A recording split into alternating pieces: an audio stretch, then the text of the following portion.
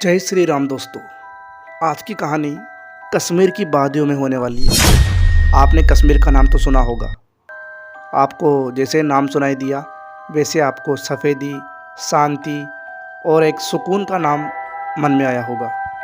अगर मैं आपसे कहूँ कि वहाँ पर जो लोग रहते हैं उनकी रातों की नींद हराम हो रखी है तो आपको कैसा लगेगा। आज की कहानी कश्मीर के अंदर रहने वाले एक आदमी की है जो अपने परिवार के साथ वहाँ पर रहता है। कश्मीर के बारे में आप जितना सोच रहे हो ना, उससे कई गुना भयानक वहाँ के लोगों को पता है कि वहाँ पर क्या हो रहा है। तो कहानी को शुरू करता हूँ।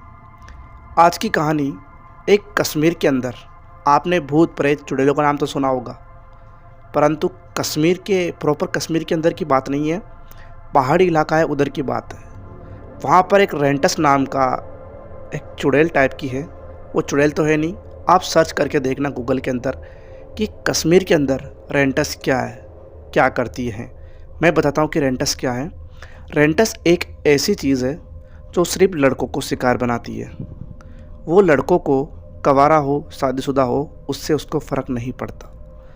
वो उनको कैद में करती है और कैद में करने के बाद उनको या तो मार देती है या उनका जीना हराम कर देती है। कहानी के अंदर आपको पता चलेगा कि रेंटस क्या है। अब आपको कहानी के अंदर लेकर चलता हूँ। उससे पहले अगर आप चैनल पर नए हो, चैनल को सब्सक्राइब जरूर कर लेना और वीडियो को लाइक ज़रूर कर देना। कहानी शुरू होती है। अब एक आदमी है विशाल नाम का, जो अपनी पत्नी सुमित्रा के साथ वहाँ पर रहता है। उनके 2 लड़के हैं जो वहाँ पर घर के अंदर रहते हैं। उनकी एक छोटी बेटी और एक छोटा लड़का है जो उनके घर के अंदर है। लड़का करीब 9-10 साल का है और बेटी होगी 5-6 साल की। अच्छे से बोलती है, मतलब ठीक है, स्कूल जाती है।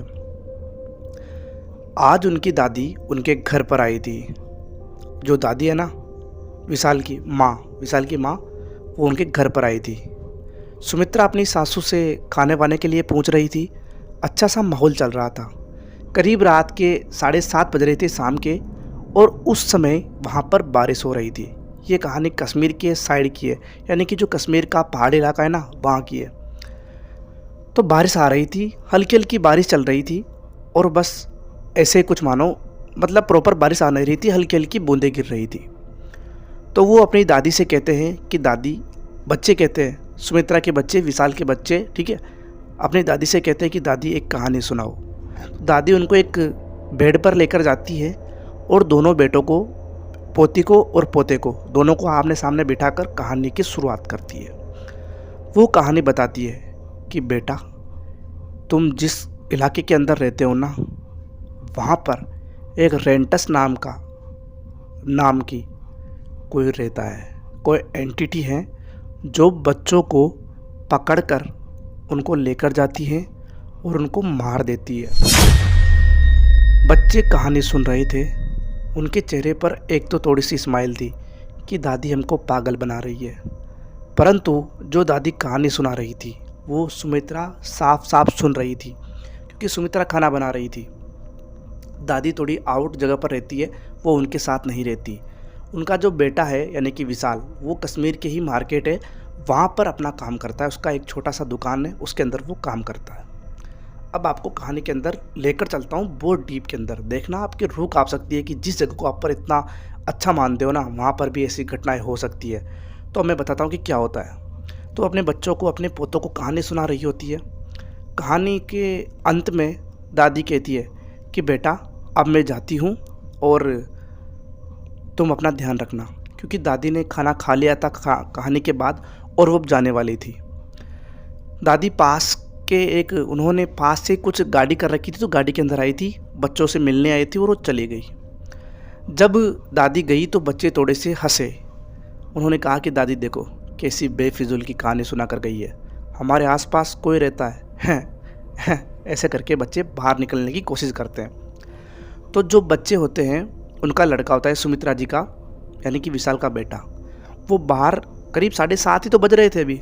आपको पता है कि हम 7:30-8 बजे कहीं भी टहलने निकल जाते हैं, कहीं भी घूमने निकल जाते हैं। तो उनका सामने एक मैदान था बच्चों का, तो वहाँ पर बहुत सारे बच्चे खेल रहे थे। तो यहाँ से उनका जो लड़का है सुमित्रा जी का, वो भी चला जाता है, दीक्षांत। ठीक है, उसका नाम दीक्षांत है, वो चला जाता है। उनके साथ वो खेल रहा था बच्चों के साथ, पर सुमित्रा जी को ऐसा लग रहा था कि ये जो बच्चे खेल रहे हैं, इनकी माँ इन पर कुछ विशेष ध्यान रख रही है। उन्होंने चारों तरफ आंखें घुमाकर देखी तो उन सभी बच्चों की माँ उनके आसपास ही रह रही थी, जैसे कि कोई उनके ऊपर खतरा हो। तभी उसी अंधेरे के बीच सुमित्रा जी को एक पेड़ के पीछे कोई दिखाई देता है। उनको लगा कि ये इन माओं के अलावा कोई और भी है जो इन बच्चों के ऊपर नज़र रख रहा है, परंतु वो उनको गौर करके देखना चाहती थी, पर वो उनको दिखाई नहीं दे रहा था। तभी वो अपने बेटे दीक्षांत को जोर से चिल्लाकर बुलाती है और कहती है कि आप जल्दी से घर पे अंदर आ। वो उसके बेटे को कहती है कि घर के अंदर आ। वो दीक्षांत अपनी माँ का गुस्सा सुनकर अंदर आ जाता है। अंदर आने के बाद और माँ भी जो थी, उन्होंने इनकी बात को सुना था तो अपने बच्चों को घर के अंदर लेकर चली गई। इस कहानी की एक विशेष बात ये है कि यहाँ पर दिन के अंदर तो घर हैं, दिन के अंदर यहाँ पर लोग घूमते हैं, परंतु रात के समय यहाँ पर कोई भी बाहर नहीं निकलता, जैसे कि कोई रहता ही नहीं हो इस इलाके के अंदर। कहानी को वापस कंटिन्यू करता हूँ। उसके बाद वो उसको लेकर आती है, दीक्षांत को अंदर आ जाता है और फिर वो जो उसकी माँ होती है सुमित्रा, वो उस पेड़ के पीछे देखती है और देखती है कि वो जो कोई भी था वो उस पेड़ से निकलकर अब उनके घर की तरफ आ रहा था। उसकी माँ ने दीक्षांत को अंदर लिया और घर का दरवाज़ा बंद कर दिया। घर का दरवाज़ा बंद करने के बाद जो अपना विशाल है उसको कॉल करती है सुमित्रा और कहती है कि आप घर पे आ जाइए, काफ़ी टाइम हो गया है। तो फिर विशाल कहता है कि अभी बारिश आ रही है, तुम चिंता मत करो, मैं कुछ दोस्तों के साथ हूँ, अपनी दुकान के अंदर ही हूँ, जैसे ही बारिश थमेगी मैं वापस आ जाऊँगा। उसके बाद उनकी बेटी आती है विशाल की माँ के पास और कहती है कि पापा से बात कराओ। फिर पापा से वो बात कराती है और वो बेटी कहती है कि पापा आप आते टाइम मेरे लिए मिठाई लेकर आना, मेरे को बहुत ज़्यादा मन कर रहा है। छोटी बच्ची है, पापा से बोल दिया उसने। पापा ने कहा ठीक है बेटा मैं आता हूँ। फ़ोन काट देती है। काटने के करीब 10 मिनट बाद दरवाजे पर दस्तक होती है। जब सुमित्रा दरवाज़ा खोलती है तो सामने देखती है कि सामने विशाल खड़ा है। अब आपको एक चौंकाने वाली बात बताता हूँ। जो दुकान का और घर का रास्ता है विशाल का, वो करीब 20 से 25 मिनट के अंदर है, तो 10 मिनट के अंदर विशाल कैसे आ सकता है। वो जब आया तो वो कुछ अजीब तरीके से था। तो फिर उसने पूछा कि आप इतना जल्दी कैसे आ गए। उसने कोई भी जवाब नहीं दिया। बेटी दौड़ती हुई आती है और कहती है पापा मिठाई। तो वहाँ पर मिठाई भी नहीं थी विशाल के पास। विशाल कहता है कि मेरी तबीयत ख़राब है, मेरे को चाय बनाओ। तो वो अंदर आता है विशाल घर के अंदर, और वो उसकी जो पत्नी होती है वो चाय के लिए रसोई के अंदर जाती है। उसके बाद उसका जो लड़का था दीक्षांत, वो अपने रूम के अंदर पढ़ाई कर रहा था, पढ़ाई करने चल गया था वो। तो वो आते ही जो विशाल होता है वो वॉशरूम के लिए जाता है। तो उसकी पत्नी से कहता है कि तुम चाय तैयार करके रखना, मैं वॉशरूम से आता हूँ। तो वो वॉशरूम की तरफ जा रहा था तो उसको वॉशरूम का गेट तो नहीं दिखाई दिया, और वो उनके छत का जो रास्ता था ना उधर जाने लगा। तो सुमित्रा कहती है कि आप किधर जा रहे हो, रास्ता तो इधर रह गया, वॉशरूम का गेट तो इधर ही है। तो फिर वो अजीब तरीके की स्माइल करता है और फिर वो बाथरूम के अंदर जाता है। अब सुमित्रा समझ चुकी थी कि ये विशाल नहीं है। उसके बाद वो अपने बेटे को बुलाती है और कहती है कि बेटा तुम अभी दादी से कहानी सुन रहे थे ना रेंटस की, वो कोई भी है वो तुम्हें लेने आ गई है, वो बच्चों को लेकर जाती है। थोड़ा हिम्मत से काम लेना, चिंता बिल्कुल भी मत करना। वो तुमको लेने आई है और वो तुमको लेकर जाएगी।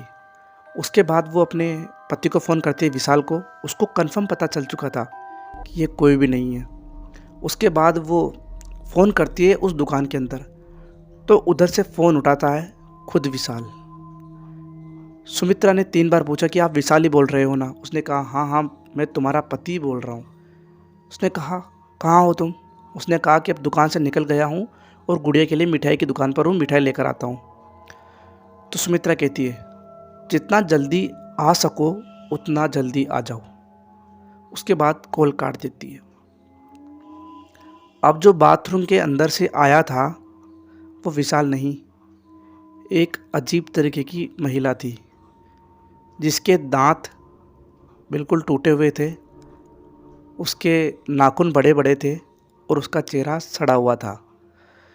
वो देखकर उसका बेटा, उसकी बेटी और सुमित्रा तीनों काफ़ी ज़्यादा डर जाते हैं। बहुत ज़ोर से चिल्लाते हैं। उनकी चिल्लाने की आवाज़ सुनकर आसपास के जो पड़ोसी होती है वो वहाँ पर आसपास घर के जमा हो जाते हैं। और जमा होने के बाद वो जो महिला थी वो उनको अजीब तरीके से देखकर घर से बाहर जाती है। ये कहानी कोई मजाक की कहानी नहीं है। रेंटस के आतंक से वहाँ के लोग, जो लोग हैं ना कश्मीर के, वो डरते हैं। वो कवारे और शादीशुदा आदमियों को शिकार बनाती है। आपको कहानी कैसी लगी? कहानी अच्छी लगी हो तो वीडियो को लाइक करना, चैनल को सब्सक्राइब करना। मिलता हूँ आपसे अगली कहानी में, तब तक के लिए बाय बाय।